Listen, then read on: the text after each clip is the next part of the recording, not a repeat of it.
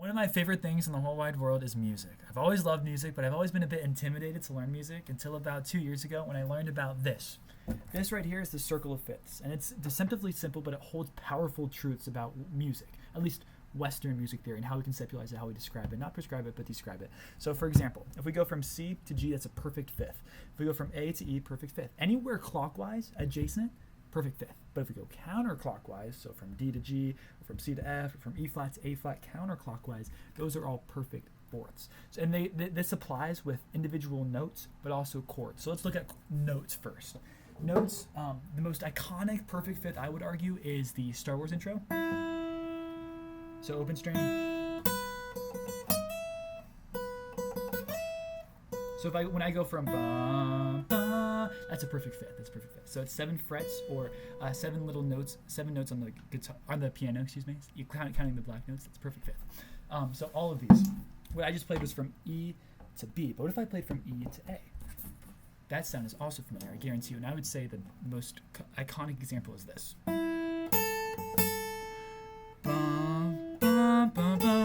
So that first part, that's 5 frets, right? 1, 2, 1, 2, 3. Or 5 notes on the piano. 5 notes on the piano, counting the black notes.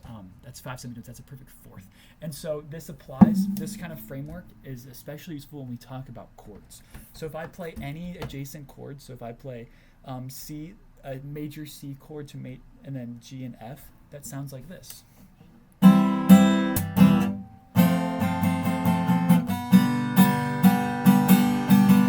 Sounds really good, and you can do that with any of these. So maybe you want to go E, A, and B because those are right next to each other. So we start with E, A, B, B, A, E.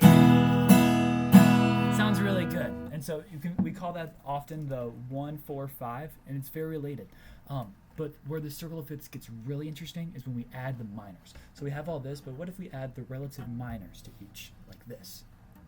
Our circle of fifths, and now they have their corresponding minors. The way we get corresponding minors is a little tricky to explain, but basically it is the same thing. So we have C, G, D, now we have C, G, D, and now we have their minors. And so if we look at any of these, so if we go C, the perfect fifth and perfect fourth, or C or G and F for C, right? And now we have those 2 chords in C, and also 3 new ones. So C, G, F, and E minor, A minor, and D minor. And just like if we have here E, A, and B for E, if we're playing, we could also have D flat minor and F sharp minor and A flat minor as well. And if we just use any one of these and it's adjacent chords as well as its adjacent minors, we have a whole song.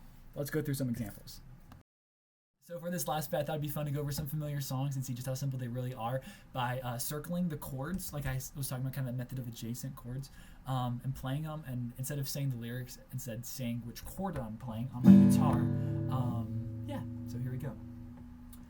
C,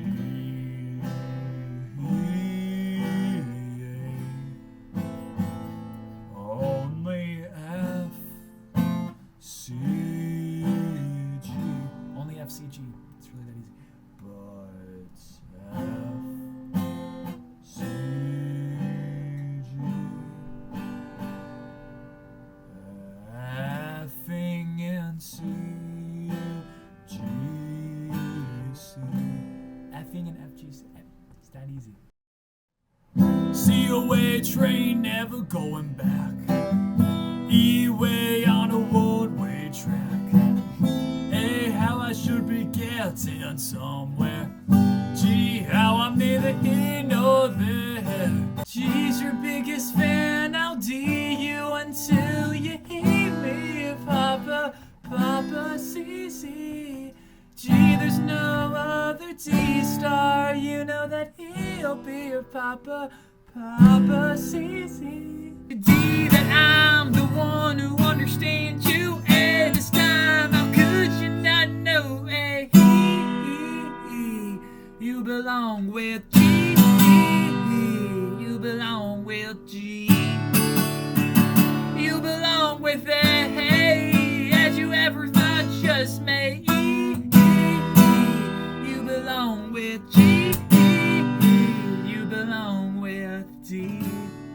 So there we have it. That is one rough framework of understanding Western music theory using the circle of fifths. I love this. There's so much else. When you're learning about staffs too, you'll know that, or just keys in general, C has no black notes, G has one black note, D has two, A has three. And if we go the other way, F has one, B flat has two, E flat has three. There's so much to learn, and that's the thing that's the beauty of music, that you're always learning more. Thank you for entertaining me and my wildly hyperbolic accents. Just rewatch those. Wow, I really had some fun with that. Thank you so much for your time, and have a beautiful day.